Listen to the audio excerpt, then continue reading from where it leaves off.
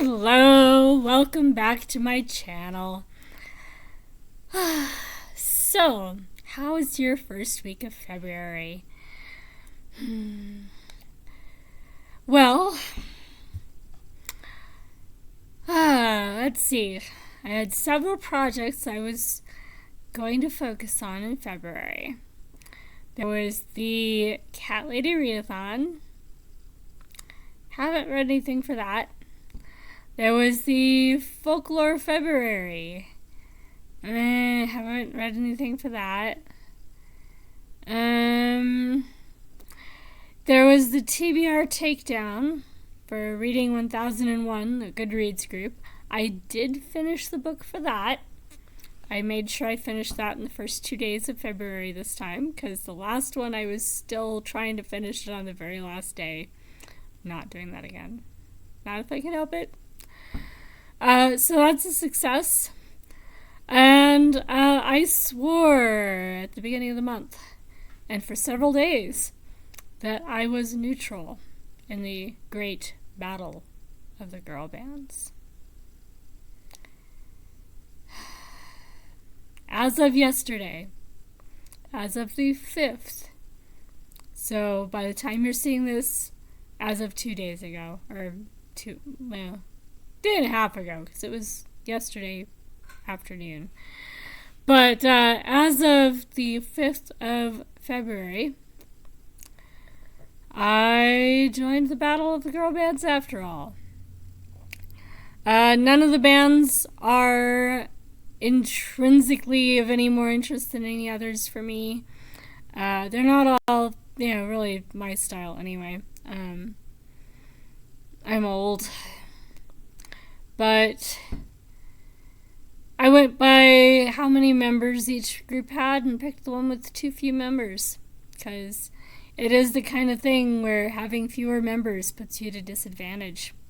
So I figured that would be a good standard. So I've joined Destiny's Child, and I've finished my 4 prompts. So how this thing works: you finish 4 prompts for your team, and each team has a total of 10 prompts that are specific to their team. So you only have to finish 4 of those 10. 1 book each. No doubling up books. And then once you've finished 4, then you can steal, which means you can go and look on the other team's prompts and use their prompts and get double the points, which is lovely. There's also buddy reads for each group. So each of the hosts picks a favorite that's one of the buddy reads for that team. And then there's an overall buddy read for the whole event. Because most of those are relatively recent books, it's hard to get a hold of most of them right now. If you want to get them on the library systems, most of them have ridiculous hold lists, and yeah. I did actually get one as an audiobook, not for my team, but now that I've finished my 4 prompts, I can do a steal and do the other books for the other teams and get their points. Yeah. I think I might do that. I probably won't get to most of the other specific books just because it is hard to get current books without a long wait on a hold list, which is part of why I don't usually do a lot of recent books. Which also is why the Reading the Dublin Literary Award long list and library project is so interestingly intriguing for me, because I don't usually read modern books that are that new.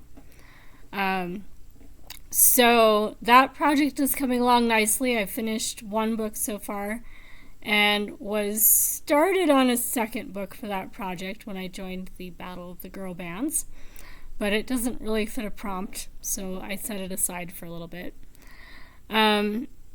So Yeah, I've started making list challenges lists for those sets of books. I've actually finished the list challenges list for the 2024 long list. I'll put the link in the description, so if you like list challenges and were interested in that long list, it's up on list challenges now. There are a few other years where somebody put up the long list, but not all the same user. I was looking to see if maybe they do this themselves, but no, they're not doing it themselves. And certainly not the whole library. Because it's a lot of work and it's tedious. And I've been working on it during audiobooks for a while this week. And, list challenges is one of those things where if the book isn't already in the database, you have to make a listing for it before you can add it to your list. Yeah, so I've been doing a lot of that. And some of the books are obviously already on list challenges because they were really popular. But not all of them are books that most people have heard of before. But part of why I like the idea of doing the list challenges list for the Dublin Literary Award Library, all of the nominees for all of the years for their award, is that I've read 110 of the books in their library listings. And a lot of those were books that I really liked. So it's basically a list of recommendations from libraries all over the world. Like the books that they thought were worth putting in as their recommendation. So it's a pretty high quality set of books. Yeah. So I've been working on that. I've been trying to get my prompts finished for the Battle of the Girl Bands, and I have finished print books. I've finished a whole 2 print books so far this month. Lord Jim by Joseph Conrad.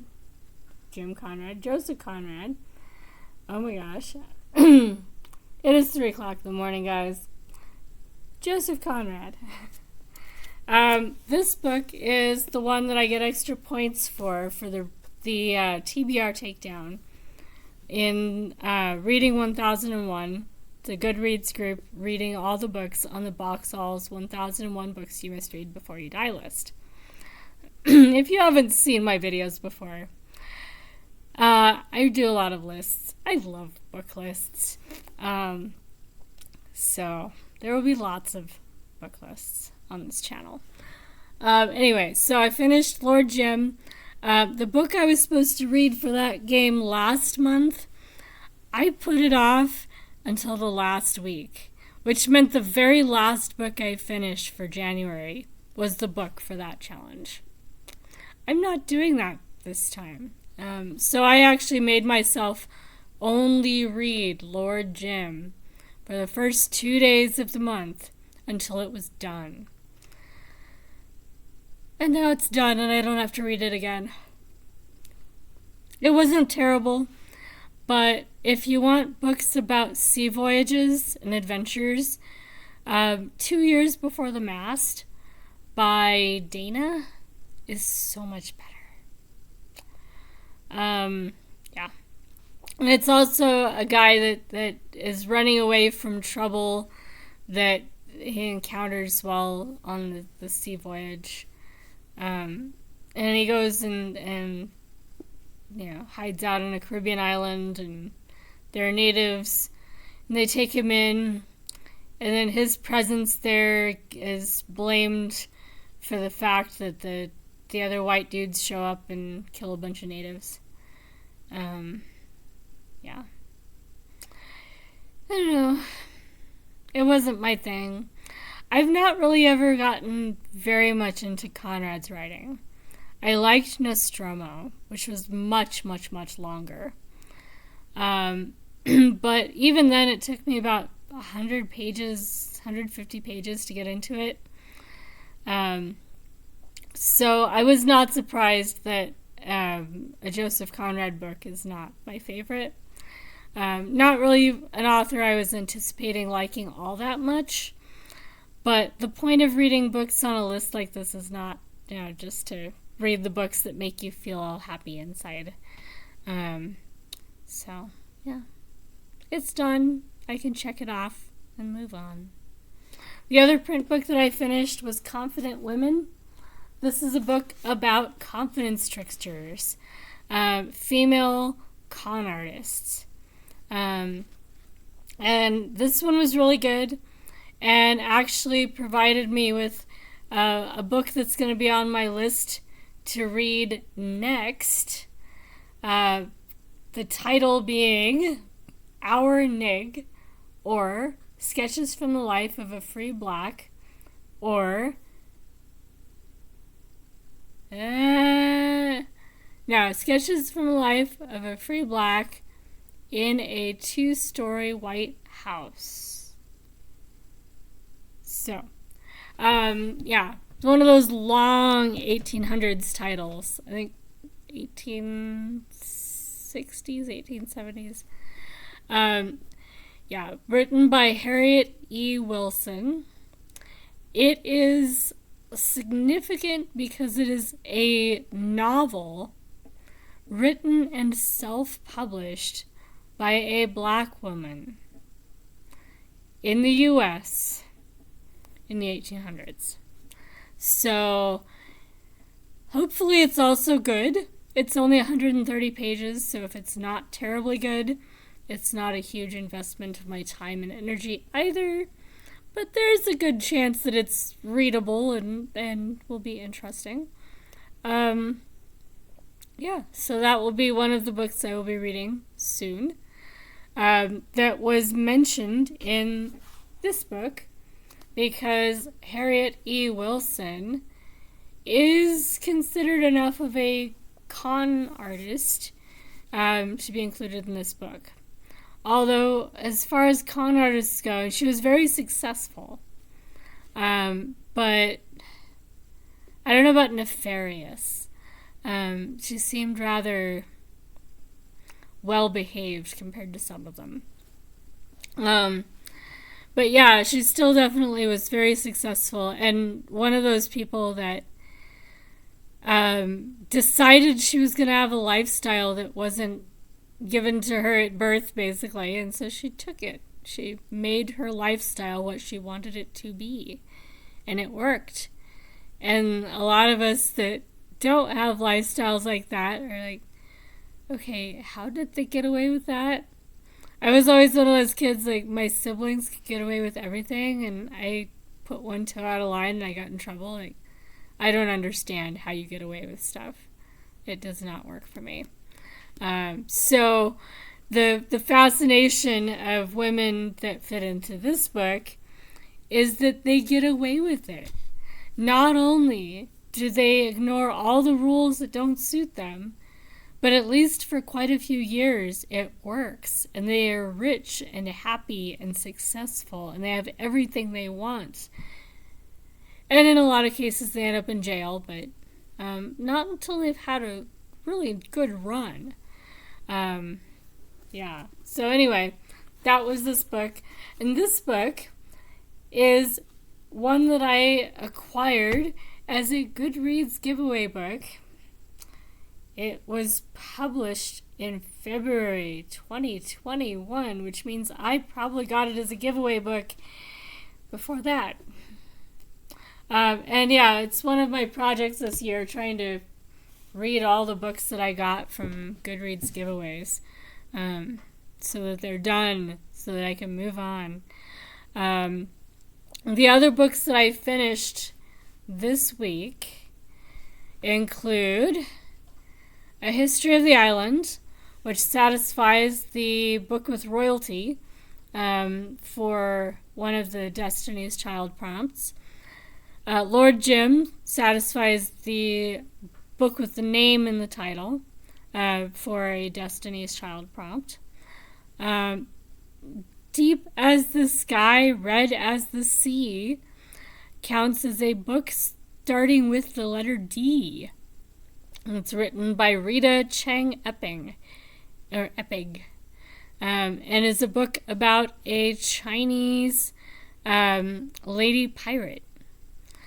And she's a real person who was a pirate queen in the 1800s. And she really existed, and it was a really good book. So I've been trying to look for books like that and like Confident Women where they're about women, because Battle of the Girl Bands is so much about girl power and what it means to be a woman, and all the different ways that women have explored what being a woman means. It just seems appropriate to choose books, if I have a choice between books, that highlight stories about women of all sorts and all places. So there will hopefully be a few more like that. If I can't find one that fits the prompt that happens to be in that subcategory of books, I'm not going to be really terribly upset either way, but just something that I'm keeping in mind when I select my books. I have a lot of books stacked up next to my computer so that I can easily read books from the other team's prompts for the rest of the week. So that should be fun. I'm reading a Chinese, it's supposed to be a spy thriller. I'm not getting thriller out of it, but Chinese spy literary fiction called In the Dark by Mai Jia. This book is about the Chinese Secret Service kind of spy division, spies and kind of espionage and code breaking in the 1970s. So Chiang Kai-shek is in Taiwan. Mao Zedong is building his power, and the Secret Service is trying to figure out what to do about their relations with the Soviet Union, which has severed ties with China because China wants to skip steps and go straight to communism without going through the pesky socialist stages that the Soviets say are important. And so it's during that era in Chinese history. So there is a theme. You might recognize I've been pulling a lot of books that are China related, because I am still reading the sources of Chinese tradition as well. So there's lots of books that kind of intersect with that topic. So yeah, it's not really a thriller, but it is about spies. It's really hard to do thriller where the main characters are mathematicians. They're trying to solve cryptography questions. And yeah. But it is definitely interesting. It's not bad to read, it's just not fast-paced. There's no thriller element to it, really. Yeah. So it's really good. I'm about halfway, maybe more than halfway now. So this will probably be the next one I finish. And then Life Class by Pat Barker is the other one I'm working on. That's an audiobook. And I will be listening to that while I work on my list challenges list. And update my genre blanket because I misplaced my yarn for almost a week for that blanket.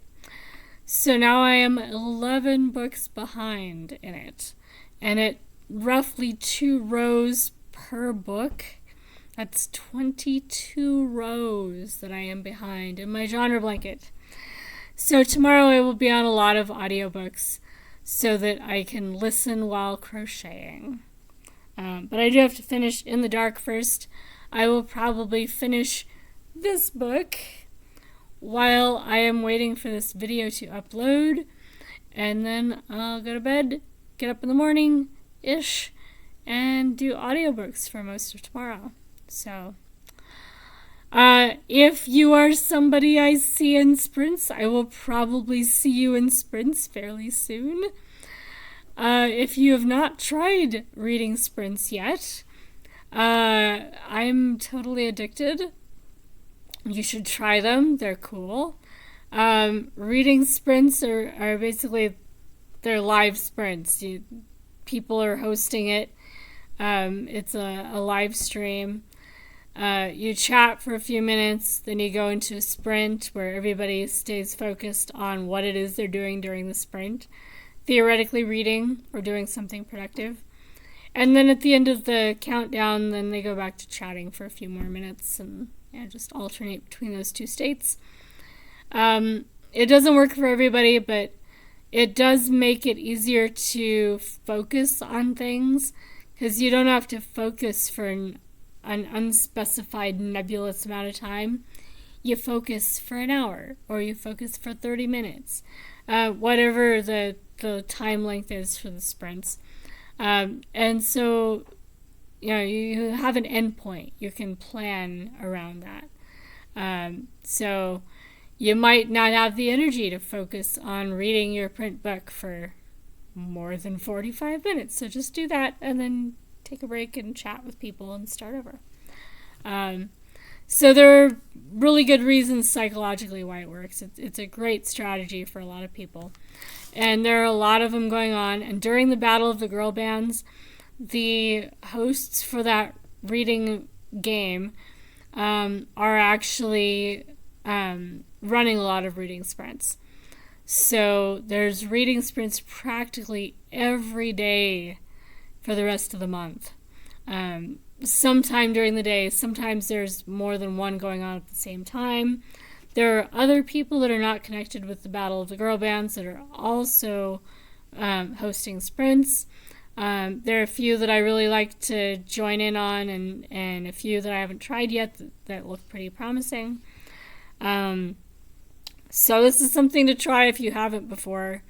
It's pretty cool, and I will be on them. So, yeah. Yeah, I think that's about it. It is now 3:30 in the morning. So I'm going to sign off, go back to my book. I will catch you guys possibly in the next sprint. I will put a music link in the description as always, as of this month. I'm probably going to put one for the band Whippoorwill. They were a trio out of Fort Collins, Colorado. The ladies in that group were originally, I think, both connected to Texas. One was from Texas, one's from Wyoming. Anyway, I don't think they're together for the most part anymore, but I would imagine they might occasionally play music together still. In any case, they're really cool. And I know that the ladies are still doing music, just maybe not as Whippoorwill at the moment. So definitely people to keep an eye on. Very talented, and one of their music videos in particular is one of the ones that I always put on when I want music in the background. So one of my favorites. And yeah, I'll catch you guys in the next video. If you are doing videos that I don't know about yet, pop them in the comments and I will check your video out. If you have any questions or comments, or if you've read the books I've talked about, put your comments below and I will respond to you when I see them. And I will catch you guys soon. Bye, guys.